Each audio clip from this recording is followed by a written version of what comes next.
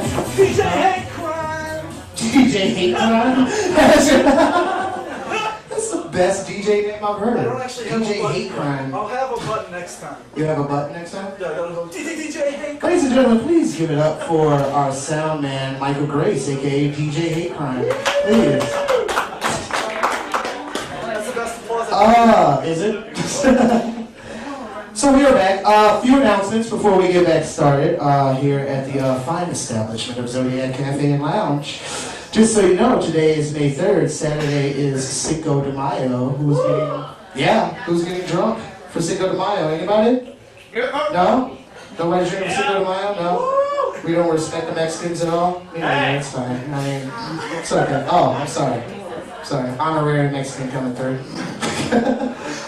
We will be having a big celebration here at Zodiac Café and Lounge. We will have specials, $3 margaritas, $2 Mexican imports, and $1 dirty tequilas. So please come out and do that. What else is happening this month? Mother's Day. Mother's Day is coming up, so if you want to take your mother for a nice lunch or anything like that, please come to Zodiac. They have nice, very, very nice food here. And your mother will be proud of you that you picked a good place to have decent food. That'll work like that.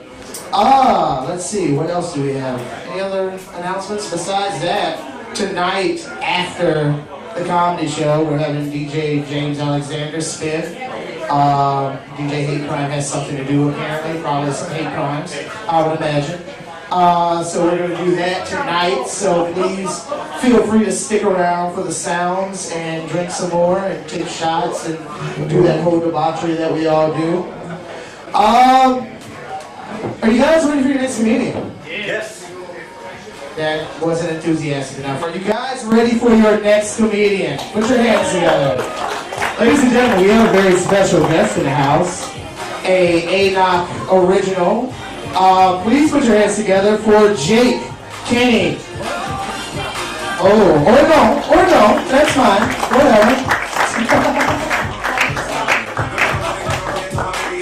Thanks, yes. How are we doing tonight, Crown Point? You pumped? Yeah! Alright, I am. I just got told I'm doing 10 minutes. Alright! Woo! 10 minutes of fun. I noticed how Cinco de Mayo is coming up, and Keith mentioned $3 imports, and I made the point I'm not Mexican. I've been in a few Mexicans before. And the way I see this, $3 imports is a great term for sex with a Mexican girl. Dirty tequila? Do you make your women say that, Ian? Alright guys, how we doing? I'm from Lowell. Anybody ever been in Lowell? I'm living there now. You're moving there? No, I live there. You live there? Me too. Oh. A year and a half. You ever use the red box? Pardon? You use the red box? Not Fancy, very often. right? Yeah, never very often. I moved to Chicago and yeah, big change. And I had to explain to people how to get to Lowell. And I was like, oh, okay, because in the north side, I was like, you're gonna go through that part of Chicago you don't normally like to go through. Then you're gonna get to, you're gonna drive down, you're gonna see some factories and a drive-by. You're gonna take a left, and eventually you're gonna start smelling crystal meth and see kids with big incestuous heads. And you're like, oh, Lowell. Lowell's funny because they have that small town feel, which means they don't really like black people that much. We're the only town to boycott a red box due to religious affiliations. Lowell is like, ever seen The Village by M. Night Shyamalan and Ding Dong? Yeah? The Village, Lowell is like the village if the village took place in 1985. There's a lot of denim. Everyone's just kind of stuck in that we listen to rap, mullet, all denim, a lot of NASCAR apparel era. But, you know, Lowell, there are black people, and I found out why. They're shipped in specifically. Why? To mate. So our basketball teams can look less white and unathletic. I feel like a black athlete walking through Lowell. Just kind of feels like any member of the Utah Jazz does, walking around Salt Lake City. Just like, what am I doing here? This is uncomfortable. I'm a nerd, if anyone couldn't tell. I'm very nerdy. I play a lot of video games. But one thing some people need to know is I like professional wrestling. That's right, professional wrestling. Why? One reason, go to an independent professional wrestling show, you're the best looking person there. It's like it is the best just high. You're just like, oh, it's so beautiful. Thanks, independent wrestling. But whenever I say that I'm a wrestling fan, I always get the same reactions. You know that shit's fake? And it's just gay. There's men in Speedos rolling around on top of each other. And most of these people tend to be UFC fans, the Ultimate Fighting. And I always do the same thing.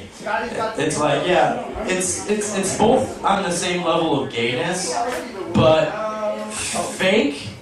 Like if I walked up to Keith, who's a good friend of mine, and fake fucked him in the ass, people are gonna be like, oh, that's kind of entertaining, but I went and really fucked him in the ass. You're gonna be like, that's gay. Shit, me. So if UFC. So is UFC. So I did something recently I'm not proud of. It was an easy way to make money. I scrapped metal. Scrapping metals, it's a thing people do, and it started off fun. You know, you get together and you're like, oh, I got a refrigerator, I got a TV, I want to make $5,000. I want to make $5,000 buying motorcycles and hopefully my kids can scrap that one day. I'm going to build a scrapping empire. You know what? I'm going to start a reality show. You and your friend make up nicknames. I'm Axelrod. You're fucking Hambone. It was actually scrap iron, sorry. I said this to Michael Grace because he was my scrap iron. He started thinking of reality shows. Like, oh, we're going to make a reality show. It's going to be called Scrap Boys. What are the Scrap Boys we get to this week? This week on Scrap Boys. The boys try to race a truck down the road to pick up an old refrigerator. Can they make it? Check it 7/8/7 Central. DLC. Right after those queers from American Pickers.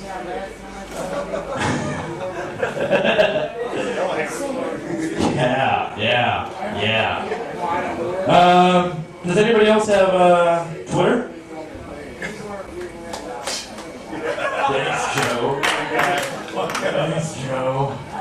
Okay, if everybody knows, Twitter is that thing you do to tell people when you're pooping.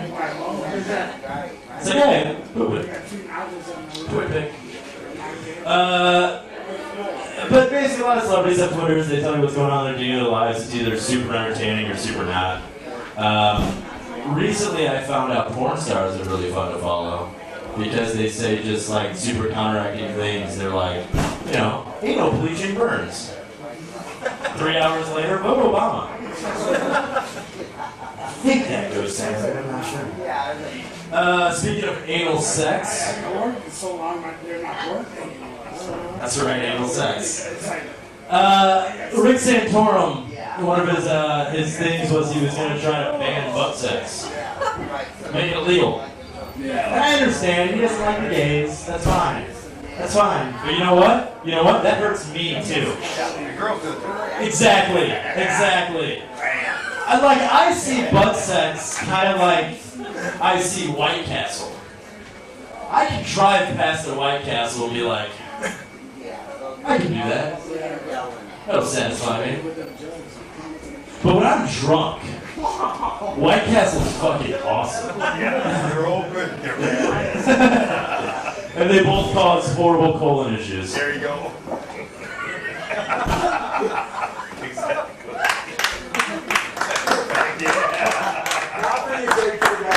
I know. Yeah. Back to Twitter a little bit. I'll leave you on this one, guys. Twitter, I wish it was around forever, like it had always been around. Because I want to follow celebrities that maybe have died or not relevant anymore or don't know how to use a computer. But I mean, can you imagine some of the amazing tweets we would have seen? Abraham Lincoln. Well, at least the seats are good. John F. Kennedy. I think I'll keep the top down in the car today. Yeah. Jack Ruby. Not killing JFK. Motocon wink. This one may go over some of the older folks in the crowd's head, but Tupac Shakur.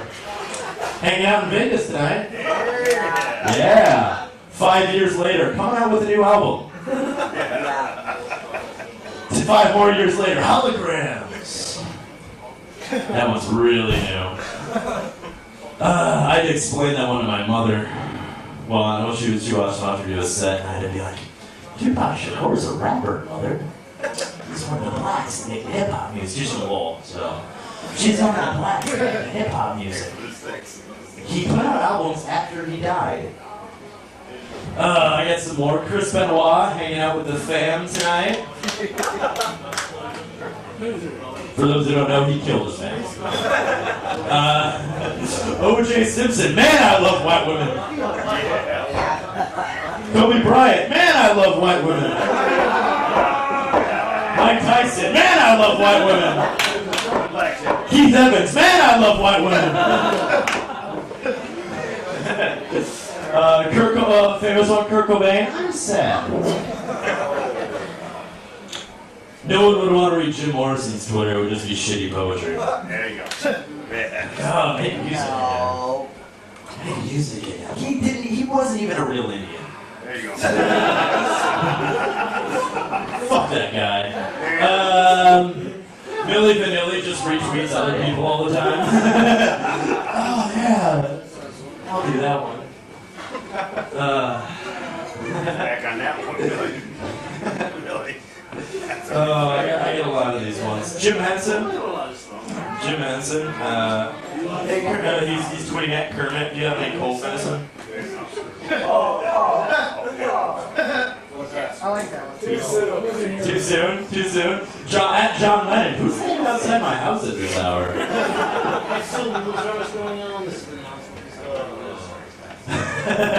Thomas Jefferson. I love black women. He deleted it immediately, though. It's okay. Can I just keep going with these? I mean, I don't know. No? So let's wrap it up here? Wrap it up. I'll wrap it up with my other black joke. You know, I will do one more joke. Evan Vodka is proudly sponsoring us. Please give it up for Evan Vodka. Yeah! Woo! Yeah! Evan, it's really convenient that Evan Vodka is sponsoring us because, like, comedy and alcohol go so good together because the more you drink, the funnier we are. Yeah. But I've got this thing that I think more people need to start using awesome sponsors that like kind of go with their material. Like NASCAR should use birth control because those people shouldn't be giving birth. The Jersey Shore should start using Robert Morris College because they need an education too. Let's see, BET, black joke, BET should start using, you guessed it, purple Kool-Aid and menthol cigarettes. And birth control. And Robert Morris College. Thanks a lot, my name is Jake Kenney.